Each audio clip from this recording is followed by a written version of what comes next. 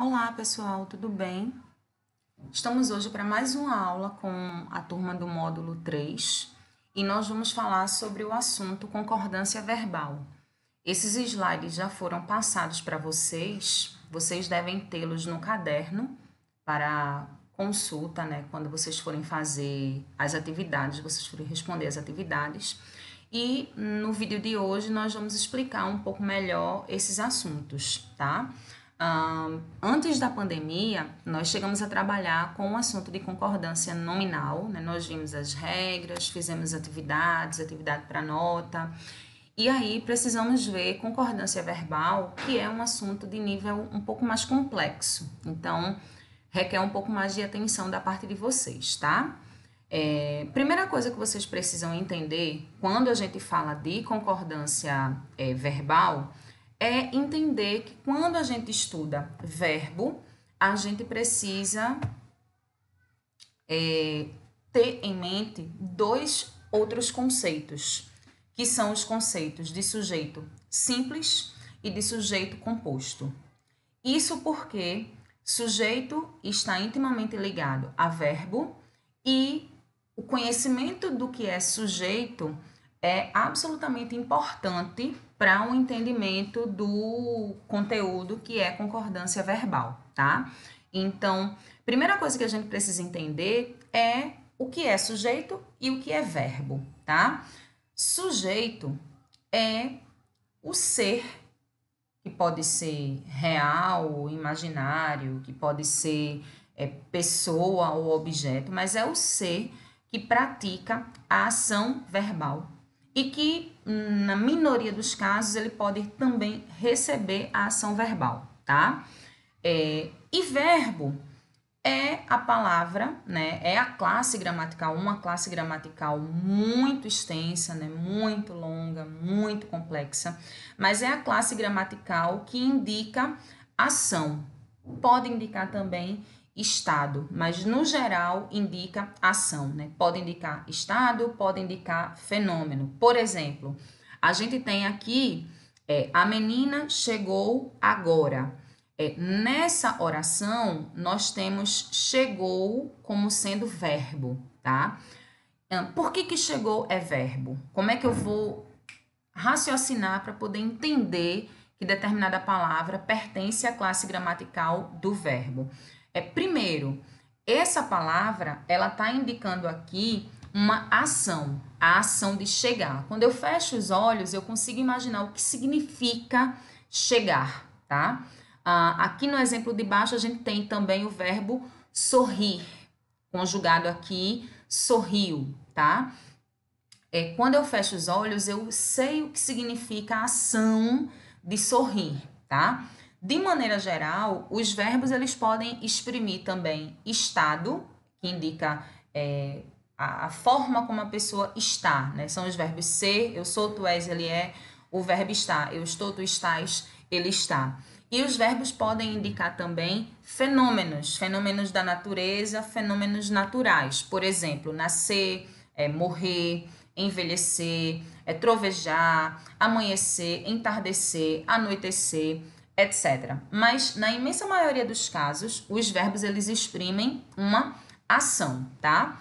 E o sujeito é o ser que pratica esta ação verbal. Por exemplo, nessa situação aqui, nós temos a menina chegou agora. No exemplo, a menina chegou agora, eu tenho chegou, que é verbo. Ele é verbo porque exprime a ação de chegar. E ele é verbo porque ele está conjugado, tá? Nós podemos usar os verbos no presente, no passado ou no futuro. Quando eu digo, por exemplo, ela chega. Chega é o verbo chegar no presente, tá? Ela chegou, como está escrito aqui no exemplo. É o verbo chegar conjugado no passado. Ou quando eu digo ela chegará amanhã, é o verbo chegar conjugado no futuro, tá? Então, nesse exemplo, eu localizo o verbo chegou, tá? E aí, para eu descobrir quem praticou a ação, ou seja, para eu descobrir o sujeito, eu vou perguntar ao verbo quem ou que, tá? Então, no exemplo, a menina chegou agora. Eu pergunto, quem chegou? E a resposta vai ser a menina. A menina, portanto, é sujeito dessa nossa oração, tá? Aqui embaixo eu tenho sorriu delicadamente a criança. Eu coloquei esse exemplo porque as pessoas podem pensar, né, por um momento, que o sujeito vai ser sempre a expressão que está no início da oração. E, na verdade, não é bem assim. O sujeito ele pode aparecer no início, no meio ou no final da oração, tá? Nesse exemplo de baixo, nós temos sorriu delicadamente a criança. O verbo sorrir, né? Indica a ação de sorrir. Está conjugado no passado, né? Sorriu. E quando eu olho para a oração inteira, eu pergunto: quem sorriu? E aí a resposta vai ser a criança. Portanto, o sujeito nosso aí, tá? Essa classificação de sujeito, ela tem muitas possibilidades de classificações, tá? O sujeito, ele pode ter várias classificações. No entanto, para nós, o que vai ser importante é o conhecimento de duas dessas múltiplas possibilidades de classificações do sujeito. Isso porque a gente está vendo esse conteúdo apenas para dar uma base para o que a gente vai estudar de concordância verbal, tá bem? O primeiro tipo de sujeito que nos interessa é o chamado sujeito simples. O sujeito simples, ele é aquele tipo de sujeito que ele é formado apenas por um núcleo. Professora, o que é núcleo? É a palavra que é mais importante naquele sujeito. Como identificar a palavra que é mais importante? Ela é a palavra a qual todas as outras se referem, tá? Ela é o centro daquele sujeito. Por exemplo, quando eu pergunto nesse primeiro exemplo aqui, quem chegou? A resposta é a menina. É um sujeito formado por duas palavras. Entre a e menina, a palavra mais importante é a palavra menina. Tanto que o artigo a concorda, isso aí a gente viu em concordância nominal, concorda com o substantivo menina, tá? Se aqui a palavra fosse menino, eu não poderia ter a menino, eu teria que mudar e teria que ter o menino, entendem? Então, a menina é um sujeito formado por duas palavras, porém, eu tenho apenas uma palavra que é muito forte de significado, que é a palavra menina. Portanto, esse sujeito ele tem apenas um núcleo, tá? E, portanto, ele é um sujeito simples. Eu tenho a mesma situação no exemplo aqui de baixo, ó. Sorriu delicadamente a criança. Quem sorriu? A criança.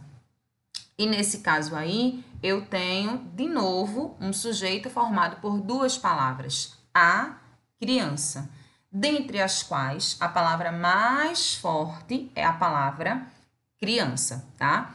Eu posso ter frases, orações com sujeitos maiores e ainda assim o sujeito ser simples. Por exemplo, eu poderia ter aqui uma situação em que a oração dissesse o seguinte: uma linda e destemida garota surgiu em minha vida. O verbo é surgiu. Quem surgiu em minha vida? Uma linda e destemida garota. É um sujeito formado por 5 palavras, dentre as quais a mais importante é garota. Porque uma se refere a ela, destemida se refere a ela, linda se refere a ela. Ok? E aí eu teria de novo um sujeito simples, tá?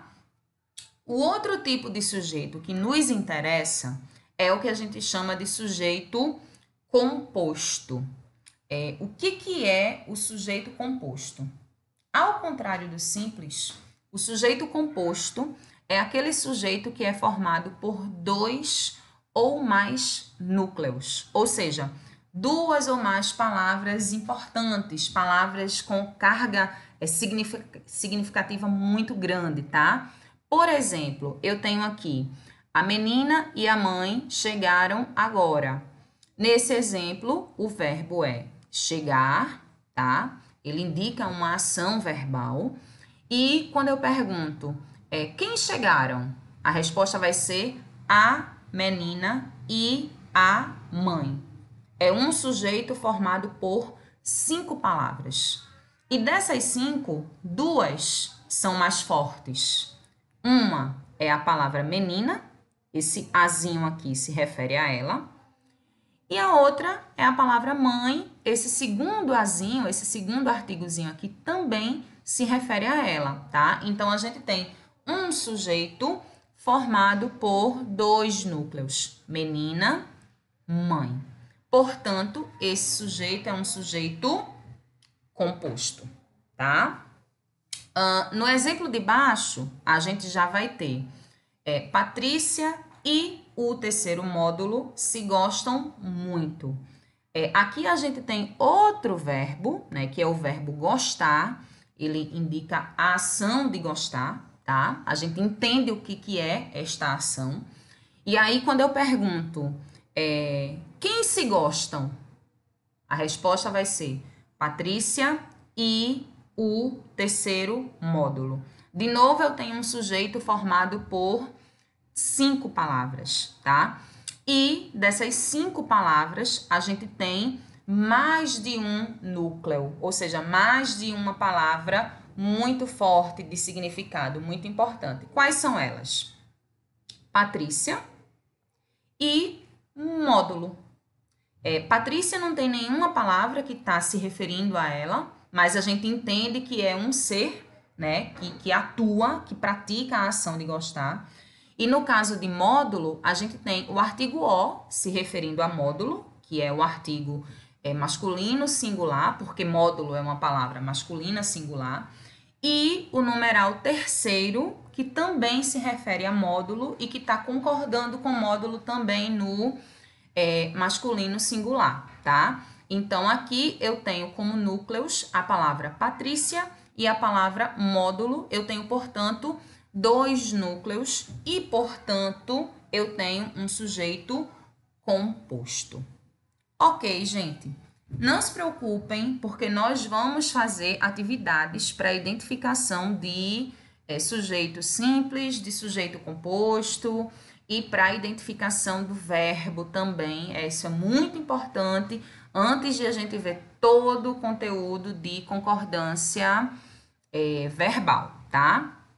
Aí, bom, a gente hoje ainda consegue nesse vídeo começar a ver as regrinhas de concordância verbal, mas evidentemente a gente não vai conseguir ver todas as regrinhas, porque como eu disse a vocês, esse assunto é um assunto longo, esse assunto é um assunto bem complexo, tá? E aí a gente precisa ir com calma, né? Ir sem pressa para que vocês possam realmente compreender tudo o que a gente vai trabalhar, tá bom?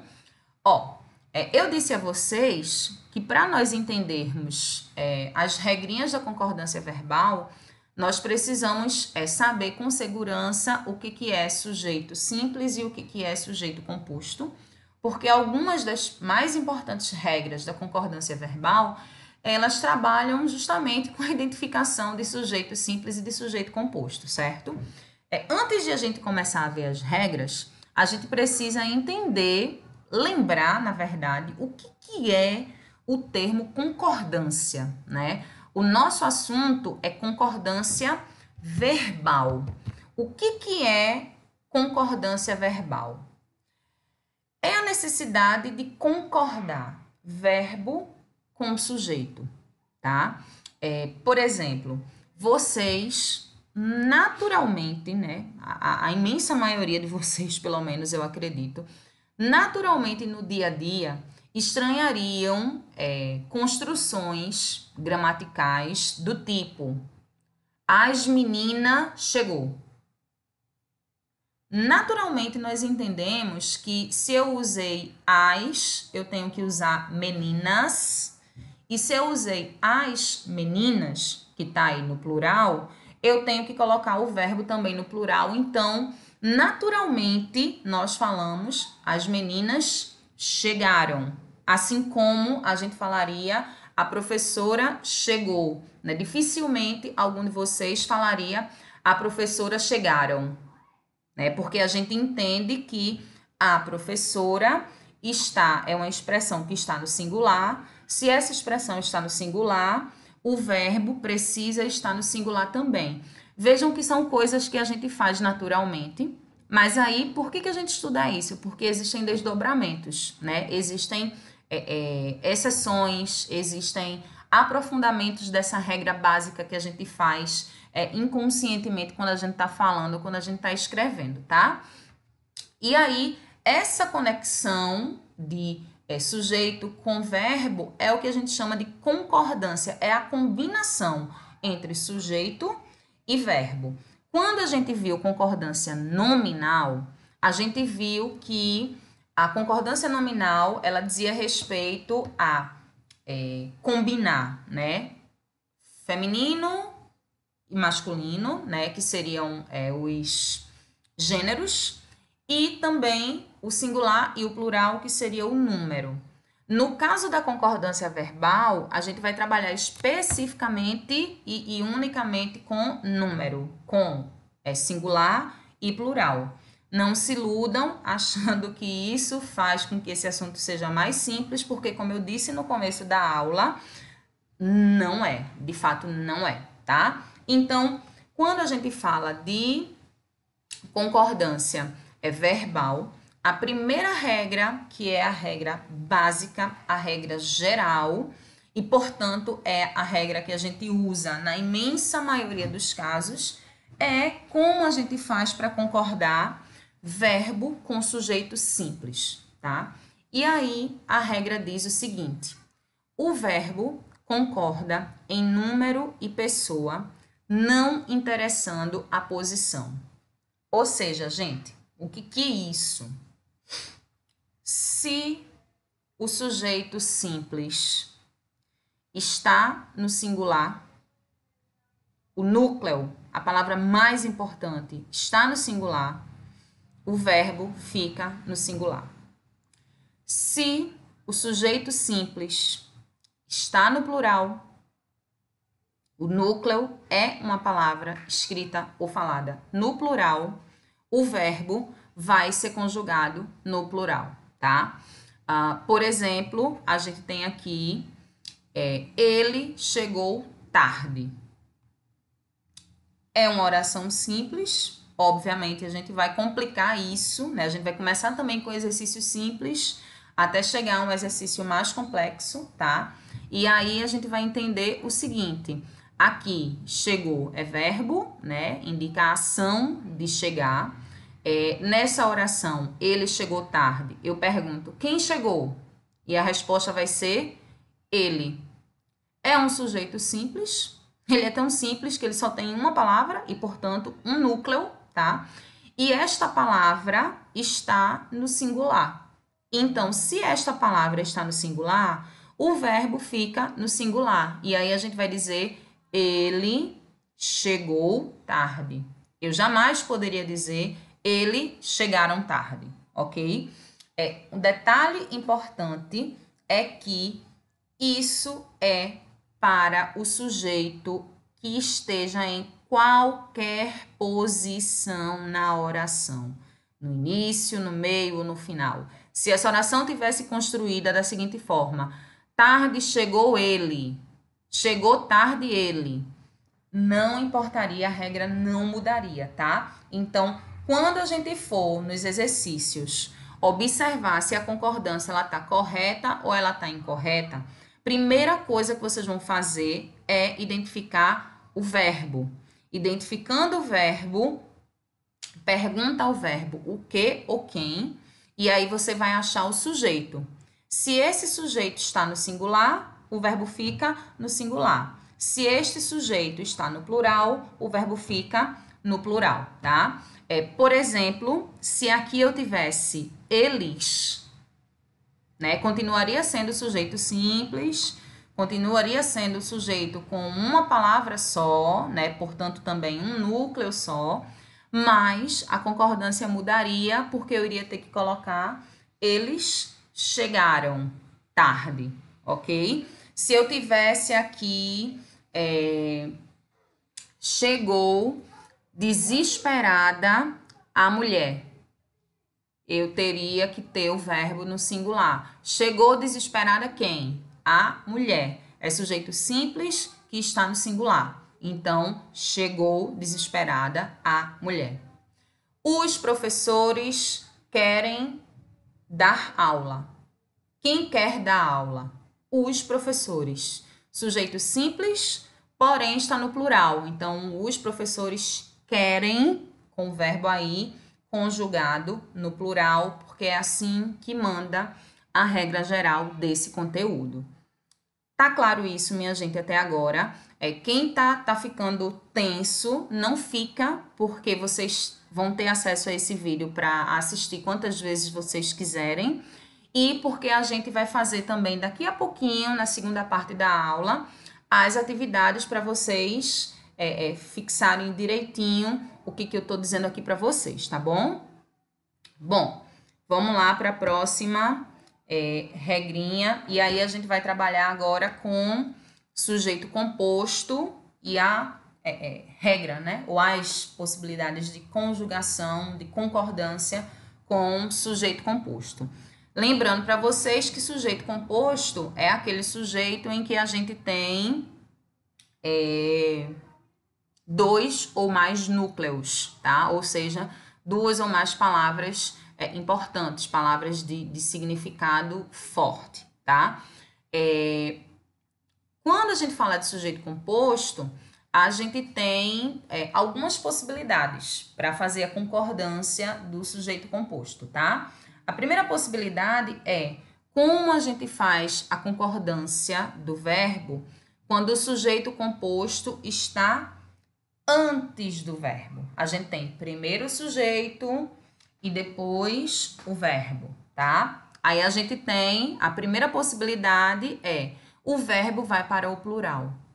Gente, isso é o mais simples, é o mais óbvio. Não precisa pensar muito para entender isso aí, não, tá? Por exemplo, a gente tem aqui Recife e Jaboatão dos Guararapes são as principais cidades do litoral pernambucano. O verbo aqui é o verbo ser, ele não indica ação, ele é um verbo que indica estado, tá? Mas a lógica é a mesma. Quem são as principais cidades? Recife e Jaboatão. Opa, passei aqui, deixa eu voltar. Recife e Jaboatão dos Guararapes. Esse é o nosso sujeito e ele é um sujeito composto, ok? Se ele é um sujeito composto, significa que eu tenho no mínimo dois núcleos. E de fato eu tenho Recife e Jaboatão, tá? Se eu tenho dois é plural. Se dois é plural, o verbo tem que ficar no plural. Compreendem como essa regra ela é bem básica, bem simples, bem óbvia, tá? Eu digo Patrícia e Kátia chegou? Não, eu vou dizer Patrícia e Kátia chegaram. Quem chegaram? Patrícia e Kátia. É um sujeito composto por três palavras. Duas são mais importantes. Patrícia, Kátia. Patrícia e Kátia são dois núcleos, dois é plural, portanto, o verbo fica no plural também. Patrícia e Kátia chegaram, tá? Essa é a primeira possibilidade aí com sujeito composto antes do verbo, tá? A segunda possibilidade, e aqui, gente, são exceções, tá? Não é a regra geral, são casos muito específicos para vocês terem conhecimento, tá? Em algumas situações específicas, o verbo, ele pode ter... O sujeito composto, ele pode ter possibilidades de, mesmo sendo um sujeito composto, o verbo ficar no singular, tá? Vamos ver aí quais são. Bem, o verbo ele poderá ficar no singular mesmo com o sujeito composto? Primeiro, se os núcleos do sujeito forem palavras sinônimas, ou seja, palavras diferentes que significam a mesma coisa, tá? E reparem que eu estou dizendo, ele poderá ficar, não é que ele ficará obrigatoriamente, tá? Então, a gente tem aqui, a decência e honestidade é coisa rara nos dias atuais. Se vocês quisessem colocar a decência e a honestidade são coisas raras, não teria problema nenhum, estaria certo do mesmo jeito, porque decência 1, honestidade 2 e 2 é plural, tá? Mas, se a gente fizer a construção com o verbo no singular, fica correto também, porque ele entende que eu estou falando da mesma coisa. Decência e honestidade são palavras diferentes que indicam o mesmo sentido, ok? Então, isso é muito legal, isso não vai cair em prova, em atividade para nota, porque não tem como errar, né? Se vocês colocarem o verbo no plural, tá certo? Se colocarem o verbo no singular, tá certo também, tá? Segunda possibilidade, a gente tem quando os núcleos formam uma gradação. Gradação é quando a gente tem palavras que vão crescendo no sentido que estão querendo indicar ou vão diminuindo no sentido que estão querendo indicar. Por exemplo, vamos para o exemplo que fica mais fácil de visualizar. A angústia, a solidão, a falta de companhia levou ao vício da bebida. Angústia é uma sensação, solidão é uma sensação maior do que a angústia, falta de companhia vem maior ainda que a solidão. Então, a gente tem uma gradação aí. Aí, a gente tem a possibilidade, né? Tem o sujeito aqui composto. Qual é o sujeito nessa oração? A angústia, a solidão, a falta de companhia. É um sujeito bem longo, ó. São 1, 2, 3, 4, 5, 6, 7, 8 palavras que formam um sujeito composto.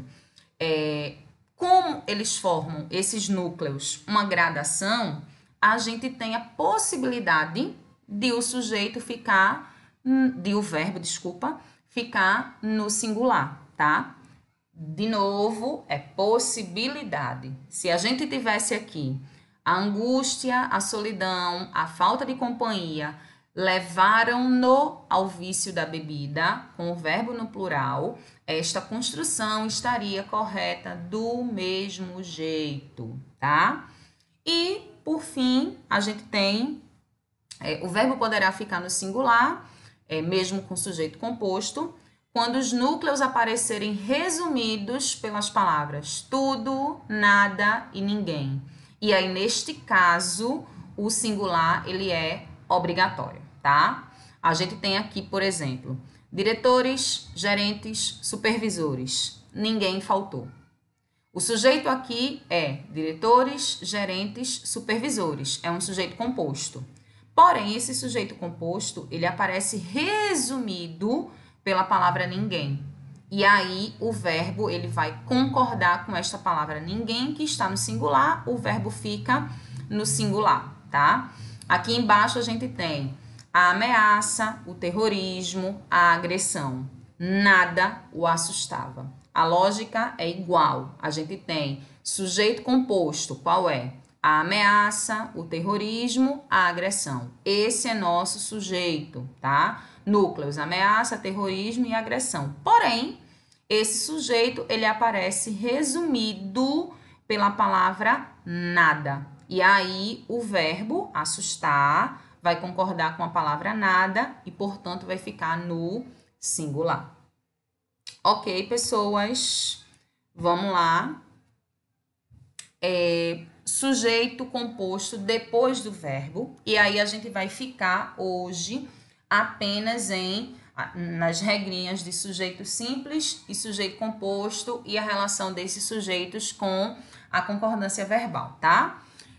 O sujeito composto que aparece depois do verbo, ou seja, a gente tem primeiro o verbo e depois o sujeito, a concordância ela pode ser feita de duas formas também, mas são muito básicas, tá? Muito simples.